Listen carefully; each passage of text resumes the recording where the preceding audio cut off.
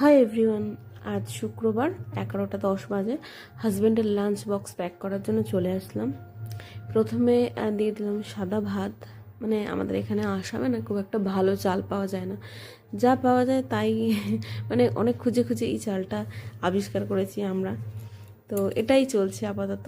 যাই হোক, তারপর ছিল ডাল ডিম দিয়ে চচ্চড়ি, মানে মুসুর ডাল আর ডিম দিয়ে ডাল চচ্চড়ি, এক ধরনের রেসিপি হয়।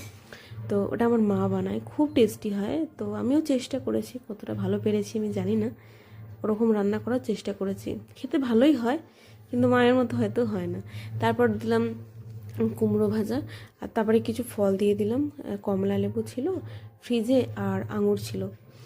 দেখবে বন্ধুরা, কখনো যদি আমরা এরকম দেখি যে খাবার খুব সুন্দরভাবে সাজানো রয়েছে, দেখবে রান্নার টেস্ট যদি খারাপও হয়, আমার মনে হয় চোখ বুজে খেয়ে নেওয়া যায়। মানে পরিবেশনটা খুবই ভালোভাবে হওয়াটা জরুরি।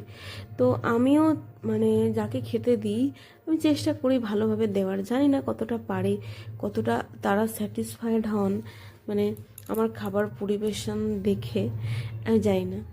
যাই হোক, কদিন আগে এখানে বাজার থেকে কিছু আপেল কিনে এনেছিলাম মেয়েকে দেবো বলে সিদ্ধ করে, কিন্তু আপেলগুলো এত পরিমাণ টক হয়েছিল, মানে ভুল করে আর কি ঠকে গেছিলাম। তো শুধু শুধু খেতে পারিনি, তাই জন্য ভাবলাম যে টমেটো দিয়ে আপেল দিয়ে আর একটু আদা থেতো করে একটু চাটনি বানিয়ে নিই। তাই জন্য বানিয়ে নিলাম। বেশ ভালো লাগছিলো, ফ্লেভারফুল, একটু আদা আদা টমেটো টমেটো আর বেশ আপেলের একটা সেন্ট ছাড়ছিল, বেশ ভালো লাগছিলো। বাই।